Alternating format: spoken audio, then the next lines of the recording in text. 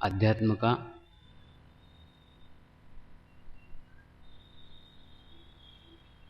एक विशेष स्थान है और भारतीय संस्कृति की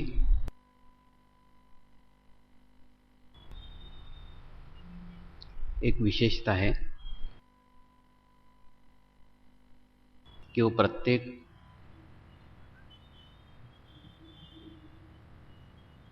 मनुष्य मात्र के लिए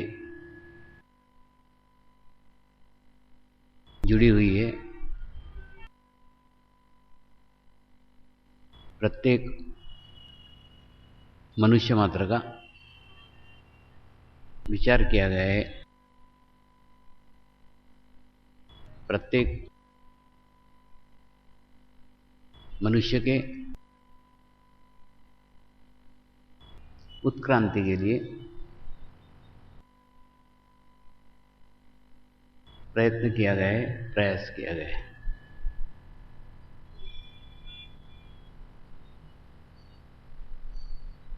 ये प्रयत्न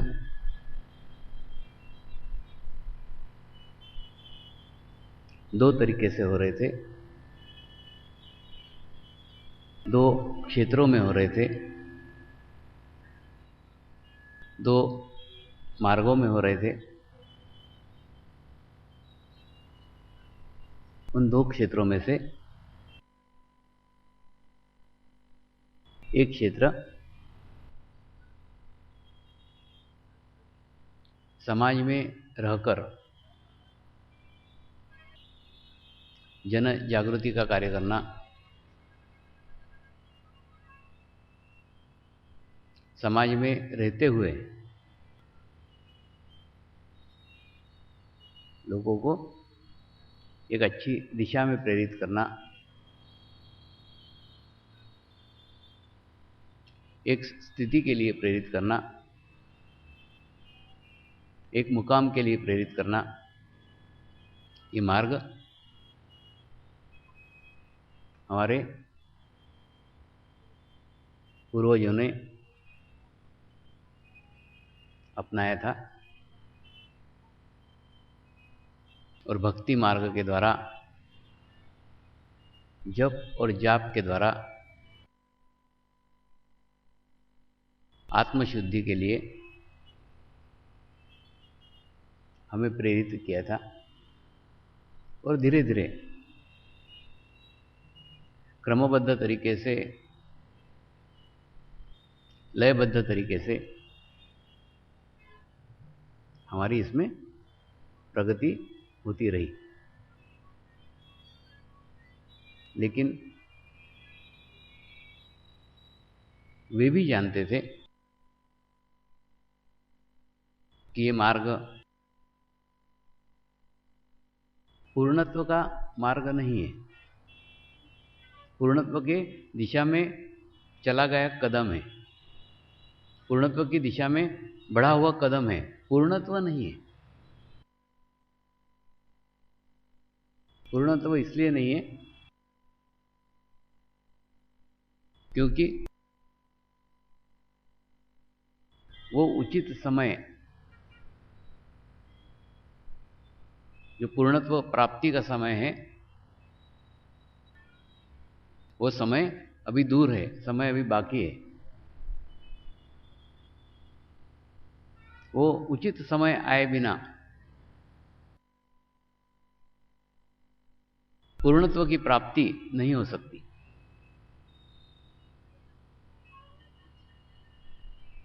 एक और, ये पूर्णत्व नहीं है, इसका इशारा, इसका संकेत संत ज्ञानेश्वर जी ने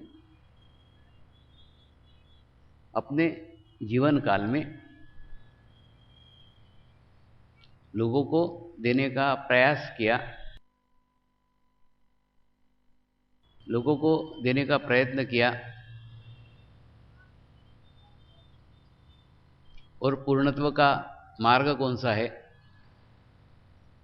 कौन से मार्ग से पूर्णत्व पाया जा सकता है? पूर्णत्व प्राप्त हो जाने के बाद मनुष्य के अंदर क्या क्या बदलाव आते हैं, मनुष्य में क्या क्या चेंज आते हैं, क्या स्थिति को प्राप्त करता है, उस सब का वर्णन किया हुआ था।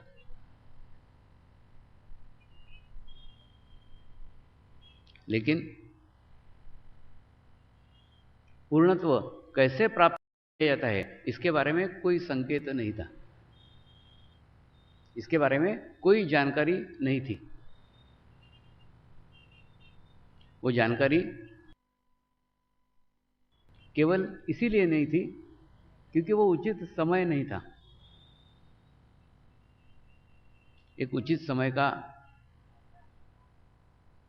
इंतजार वे भी अपने जीवन काल में कर रहे थे।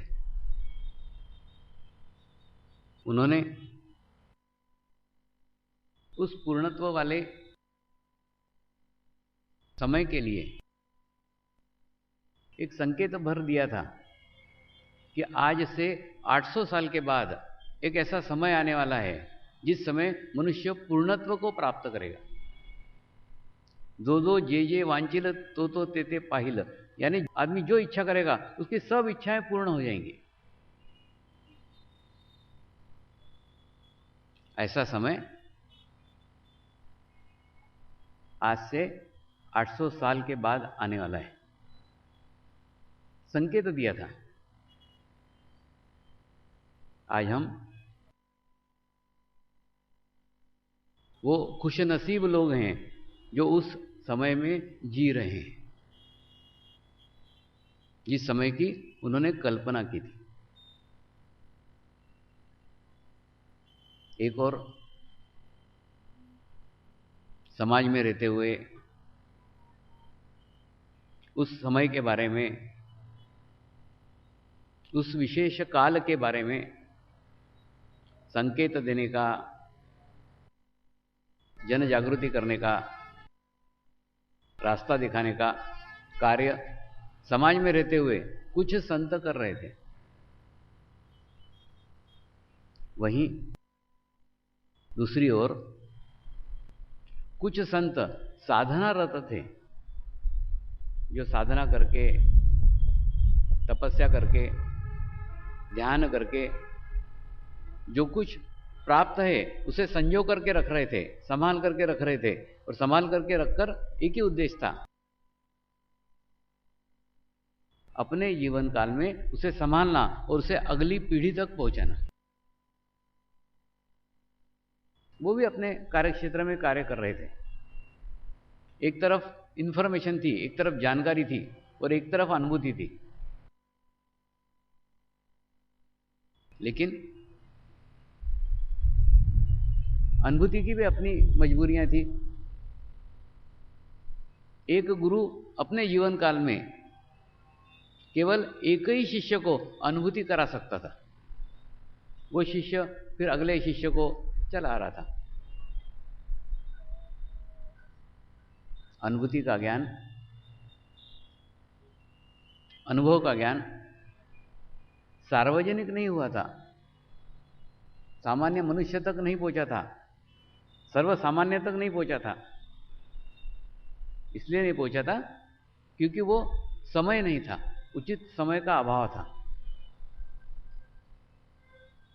वो उचित समय आने के बाद वो ज्ञान समाज तक पहुंच पाया है। उसी ज्ञान को समाज में बांटने का, समाज में प्रसार करने का कार्य मुझे मेरे गुरुदेव ने सौंपा है। और वही कार्य करने के लिए मैं समाज में आया हूं। इस आध्यात्मिक क्षेत्र में अधिकृत शब्द को बहुत महत्व है। जब तक गुरु अधिकृत नहीं करता तब तक वो कार्य उनकी कृपा में, उनकी करुणा में हो नहीं सकता, उनके आशीर्वाद प्राप्त नहीं हो सकते। तो जब उन्होंने अधिकृत किया और अधिकृत करके समाज में भेजा तो ये कार्य खुद ब खुद फैल गया। जहां एक और मनुष्य नित नए नए आविष्कार कर रहा है, नित नए नए प्रयोग कर रहा है, और उस प्रयोग की जानकारी, उन आविष्कारों की जानकारी एक मनुष्य से दूसरे मनुष्य को, दूसरे मनुष्य से तीसरे मनुष्य को हो रही है और सारे संसार के अंदर वो फैल रही है। आविष्कार किसी भी देश में हुआ हो, किसी भी देश के वैज्ञानिक ने किया हो, उस आविष्कार का फायदा प्रत्येक मनुष्य मात्र ले रहा है। प्रत्येक देश में वो आविष्कार का फायदा लिया जा रहा है। लेकिन इन आविष्कारों के कारण एक बदलाव, एक चेंज आ रहा है। हम बाहर और बाहर और बाहर जा रहे हैं। चंद्रमा के ऊपर पहुंच गए हैं, मंगल ग्रह पे जाने की तैयारी है। यानी दूसरे को जानना, दूसरे स्थानों को जानना, दूसरे ग्रहों को जानना, दूसरे क्षेत्रों को जानना, ये खोज बाहर की ओर हो रही है, दूर दूर दूर दूर दूर दूर दूर। और ये बाहर की सारी खोज से आज एक गैप, आज एक खालीपन मुझे सब जगह नजर आता है। तो खालीपन ये है कि मनुष्य को मनुष्य से ही खतरा है। इतने सारे आविष्कार करके, इतने सारे शोध करके मनुष्य को मनुष्य से खतरा है। मनुष्य मनुष्य के ऊपर नजर रखे हुए। क्या कारण है? उस कारण तक जाने की आवश्यकता है कि हमारी खोजें, हमारे आविष्कार मनुष्य को मनुष्य के पास नहीं ला पा रहे हैं, मनुष्य को मनुष्य के करीब नहीं ला पा रहे हैं। और हमारे पूर्वजों ने तो वसुंधैव कुटुंबकम की कल्पना की थी। सारा विश्व का सारा मनुष्य समाज एक कुटुंब है और उस कुटुंब के नाते सब लोग साथ में रह रहे हैं।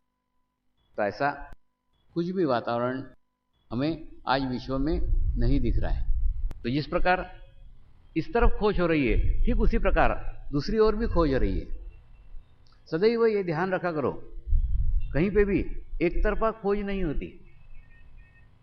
एक तरफा नहीं होती यानी जैसे हम देखते कि नहीं, घड़ी में एक पेंडुलम रहता है, वो पेंडुलम 3 इंच इधर जाता है और 3 इंच इधर जाता है। 3 इंच इधर गया तो 3 इंच इधर जाएगा ही। क्यों जाएगा? क्योंकि 3 इंच इधर गया हुआ था। ठीक इसी प्रकार से जब बाहर की ओर खोजें चल रही है, बाहर की ओर आविष्कार चल रहे हैं, बाहर की ओर प्रगति चल रही है, बाहर की ओर प्रोग्रेस चल रही है, उतनी ही तेजी से भीतर की ओर भी प्रक्रिया चल रही है, भीतर की ओर भी खोज चल रही है, भीतर की ओर भी आविष्कार हो रहे हैं। केवल अंतर यह है कि वो भीतर की ओर हमारा ध्यान नहीं है, हमारी दृष्टि नहीं है, हम भीतर की ओर नहीं देख रहे हैं। इसी कारण मनुष्य को मनुष्य से जोड़ने वाले आविष्कार, विश्व में शांति लाने वाले आविष्कार, विश्व का कल्याण करने वाले आविष्कार हो रहे हैं, लेकिन हमको पता नहीं है। हमको इसलिए पता नहीं है क्योंकि हमारी दृष्टि उस ओर नहीं है। अगर आप उस ओर दृष्टि डालेंगे तो आपको भी वो आविष्कार का पता चलेगा, वो रास्तों का पता चलेगा, वो मार्ग का पता चलेगा। लेकिन इसके लिए पहले आपके अंदर वो इच्छा होनी चाहिए कि मैं कुछ शांति के मार्ग प्राप्त कर सकूं, कुछ कल्याणकारी मार्ग प्राप्त कर सकूं, कुछ भीतर की ओर यात्रा पे चल सकूं। ऐसी शुद्ध इच्छा होनी चाहिए। वो इच्छा महत्वपूर्ण है। अगर आपके अंदर वो इच्छा जागृत हो गई कि आपको भी भीतर की ओर जाने का है, तो आप क्या करोगे? थोड़ा समय आप अपने स्वयं के लिए दोगे, थोड़ा समय आप अपने लिए दोगे। आप शब्दों को समझो, हम यहीं समय नहीं दे रहे हैं। अगर आपको भीतर की ओर जाने का है, आपको अंदर की ओर जाने का है, आपको आत्म कल्याण प्राप्त करने का है, आपको आत्म शांति प्राप्त करने की है, तो आपको आपकी इच्छा भीतर की ओर मोड़ना पड़ेगी, अंदर की ओर मोड़ना पड़ेगी। और अंदर की ओर मोड़ने के लिए अपने खुद के लिए समय देना होगा। कई बार कई सोशल वर्कर, कई राजनीतिक पार्टियों के नेता, अनेक ऐसे लोग हैं जिनका एकदम पूरा बिजी शेड्यूल है, और उस शेड्यूल में मैं देखता हूं वो अपने लिए कुछ भी समय नहीं रखते। थोड़ा भी समय उनके पास खुद के लिए नहीं होता। बहनों का भी है ना, बहनें पति के लिए सोचेंगी, लड़की के लिए सोचेगी, लड़कों के लिए सोचेगी, दामाद के लिए सोचेगी, बहू के लिए सोचेगी, बर्तन वाली के लिए सोचेगी, दूध वाले के लिए सोचेगी, खुद के लिए नहीं सोचेगी। खुद को छोड़ के सबके लिए सोचेगी। थोड़ा समय अपने स्वयं के लिए निकालो। हम कितने भी सोशल वर्कर हो, कितने भी बड़े संगठन के साथ जुड़े हुए हो, कितने भी बड़े कॉलेज के साथ जुड़े हुए हो, कितने भी बड़े स्कूल के साथ जुड़े हुए हो, लेकिन अगर खुद को समय नहीं देते हो, खुद को टाइम नहीं देते हो, तो तुम्हारा तो नुकसान कर ही रहो, उस संगठन का भी नुकसान कर रहे हो, उस कॉलेज का भी नुकसान कर रहे हो जिसके साथ तुम जुड़े हुए हो।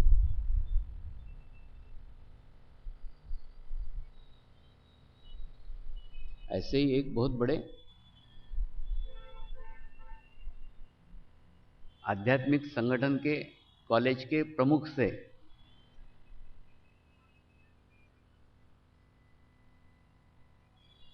मेरी जब वार्ता हुई,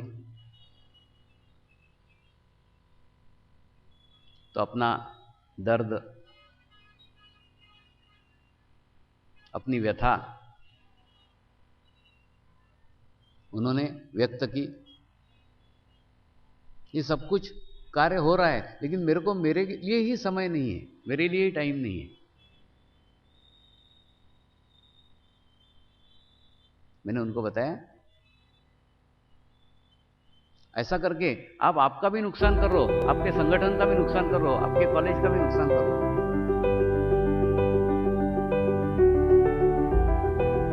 क्योंकि अगर आप इनबैलेंस हुए, असंतुलित हुए, तो आपकी कार्य करने की क्षमता कम हो जाएगी, और कार्य करने की क्षमता कम हो जाएगी तो तुम्हारा भी नुकसान है, तुम्हारे संगठन का भी नुकसान है, तुम्हारे कॉलेज का भी नुकसान है, सभी तो नुकसान ही नुकसान है।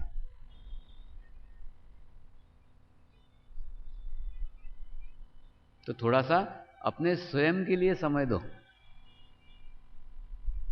थोड़ा सा आप अपने लिए समय दो, और यही समय जीवन के अंतिम क्षण तक तुम्हारे साथ में आएगा।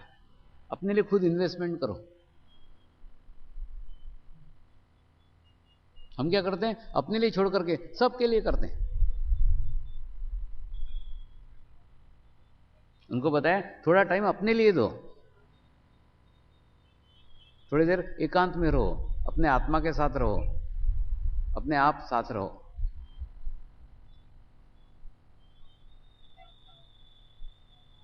ऐसा आप भी करो। एक थोड़ा टाइम, थोड़ा समय अपने आत्मा के साथ रहो, बहुत आवश्यक है।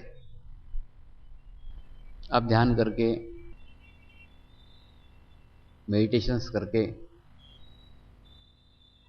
अपने आत्मा तक पहुंच सकते हो।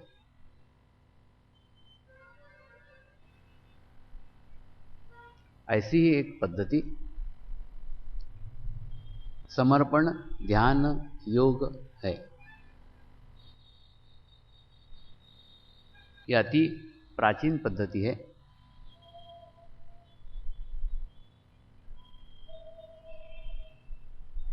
जो हिमालय में 800 साल से एक समय केवल एक ही व्यक्ति के पास थी।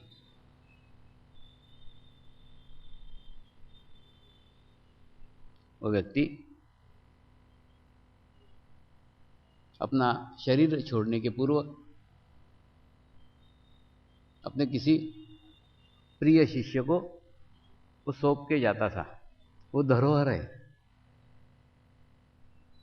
और धरोहर उन्होंने एक से दूसरे को, दूसरे ने तीसरे को, ऐसे संभालते संभालते संभालते संभालते 800 साल तक उस समय के लिए रखी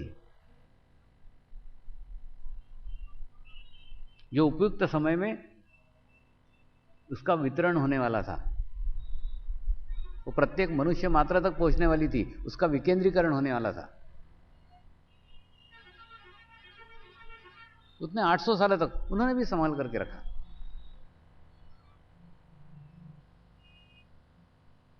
लेकिन वो संभालना और ये संभालना, इसमें बहुत अंतर है, जमीन आसमान का अंतर है। पहले क्या था, 1 रुपया था, 1 रुपया देना आसान था, 1 रुपया लेना आसान था, 1 रुपया संभालना आसान था, 1 रुपया बाद में देना आसान था। आसान इसलिए था क्योंकि 1 ही रुपया था। लेकिन अब मेरे जीवन काल के बाद वो 1 से 100 पैसे में बढ़ गए हैं, 100 पैसे हो गए, 1 रुपए से 100 पैसे हो गए। अब अगर 1 रुपया संभालने का है तो 100 लोगों को संभालना पड़ेगा। 100 लोग अगर 1-1 पैसा संभालेंगे तो 1 रुपया संभलेगा। वो ज्ञान सब लोगों के अंदर बढ़ गया है, सामूहिकता में बढ़ गया है, कलेक्टिविटी में बढ़ गया है। तो सामूहिकता में बढ़ जाने के बाद में अब सामूहिकता ही उसको संभाल सकती है, कलेक्टिविटी ही उसको संभाल सकती है। और उसी सामूहिकता संभाले, उसी के लिए मैंने मेरे जीवन का उत्तरार्ध इसी कार्य के लिए लगा दिया है कि बाकी समय के अंदर मेरे जीवन काल में कुछ ऐसे संभालने वाले तैयार हो जाएं जो सामूहिकता में इसको संभाल करके रखे और अगली पीढ़ी तक पहुंचा सके। तभी मैं मेरे कर्तव्य में से मुक्त होऊंगा। मुझे भी मेरे गुरु को गुरु दक्षिणा देने की है। तो गुरु दक्षिणा ऐसे संभालने वाले तैयार करके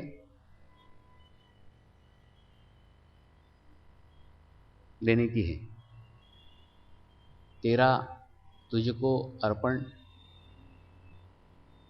वैसी कुछ मेरी स्थिति है। सौराष्ट्र के ही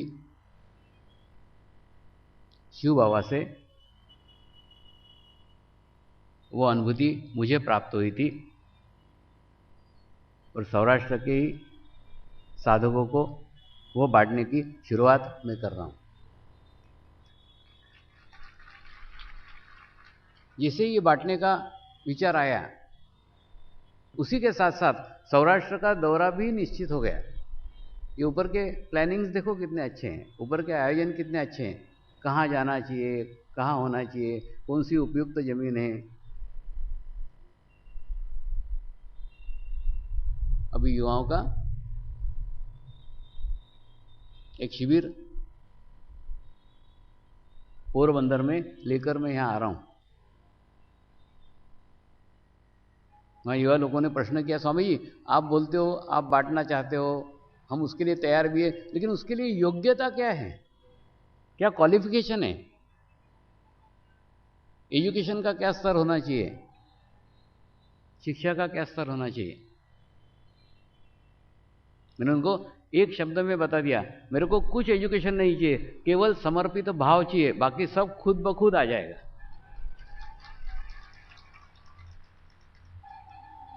केवल समर्पण, बस, बाकी कुछ नहीं।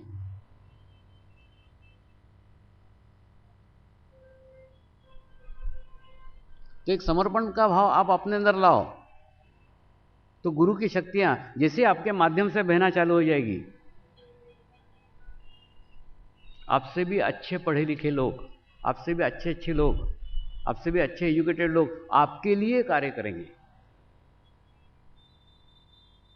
मुझे एमकॉम के अंदर मैनेजमेंट में सिखाया गया था कि अपने से भी अच्छे लोगों से कार्य कराने करना मैनेजमेंट है।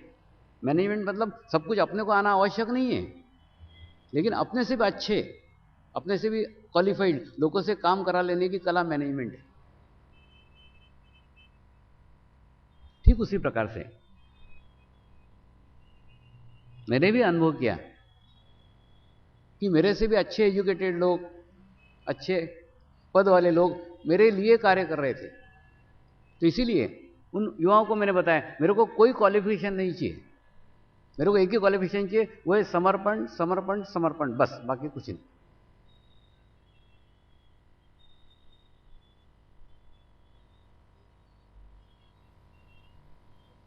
समर्पण शब्द के अंदर ही बहुत बड़ा रहस्य छुपा हुआ है।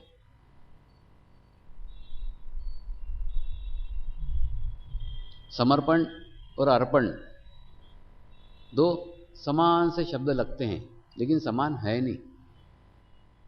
अर्पण यानी अपने पास जो कुछ है उसमें से कुछ अर्पित कर देना, दे देना। और समर्पण यानी अपना सब कुछ दे देना, पूर्ण दे देना, तन मन धन सब दे देना, कि अपना बाकी कुछ रहा ही नहीं जाए, अपना अस्तित्व ही समाप्त कर देना, अपने आइडेंटिटी समाप्त कर देना।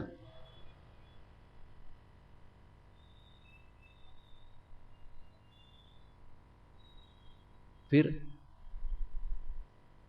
वो और मैं अलग अलग नहीं रह जाते, मैं वो में विलीन हो जाता है, फिर सिर्फ वो रह जाता है, वो बस।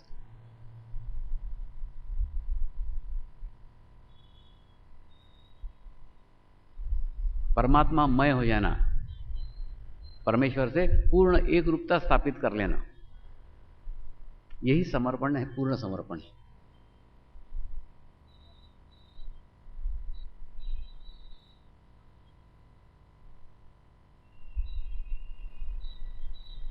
कई लोग समर्पण करने के लिए भी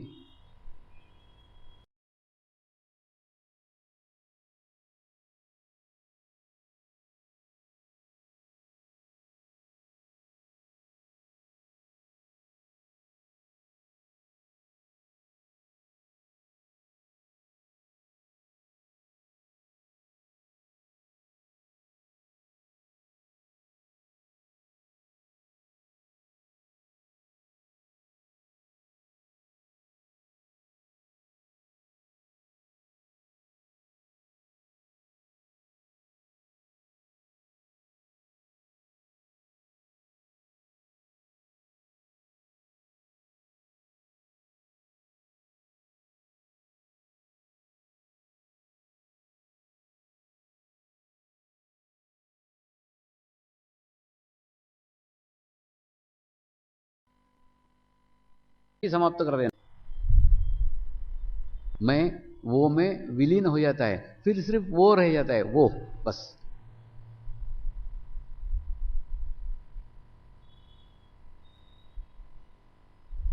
परमात्मा मय हो जाना, परमेश्वर से पूर्ण एक रूपता स्थापित कर लेना, यही समर्पण है, पूर्ण समर्पण है।